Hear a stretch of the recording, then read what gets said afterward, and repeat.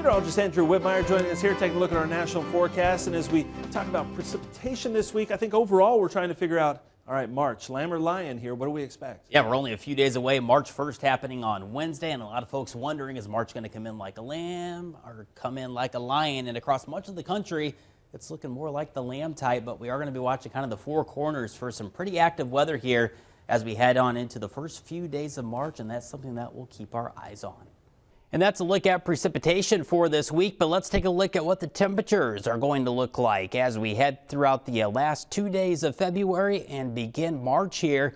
And we're going to be looking at above average highs for the eastern coast. Meanwhile, well below average normal high temperatures as we head throughout the west coast here in the midsection of the country. Well, it's going to be a battle on where the jet stream sets up and where systems pass on through to determine if we get some below average or above average temperatures here throughout the first few days of this upcoming month. Let's walk you through the jet stream here on this Monday. We'll be watching the subtle trough moving through the Central Plains, Great Lakes, and Ohio River Valley. That'll set the stage for an active start here to this week. Meanwhile, again, this deeper trough setting up out west.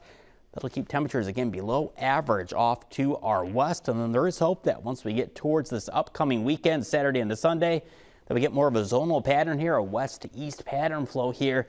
And that would mean for much of the country, we kind of go quiet by the time we get into the first full weekend here of March. Let's check out the precipitation trend for this upcoming week. And again, we're watching a few active systems, and we're going to be keeping our eyes on the Great Lakes, deep south, as well as the western coast. Notice how we get some reds out there. That's an indication of 2 to 4 inch pockets of moisture that will likely fall again across the deep south as well as the far western coast. This is something that, again, we'll be kind of keeping our eyes on very closely here as we go throughout this week for heavier pockets of rain and even snow. Let's take a look at temperatures for this afternoon on this Monday. 52 into Chicago, 34 up into Bismarck, 68 in Tulsa. Check out New Orleans, Jacksonville, Miami.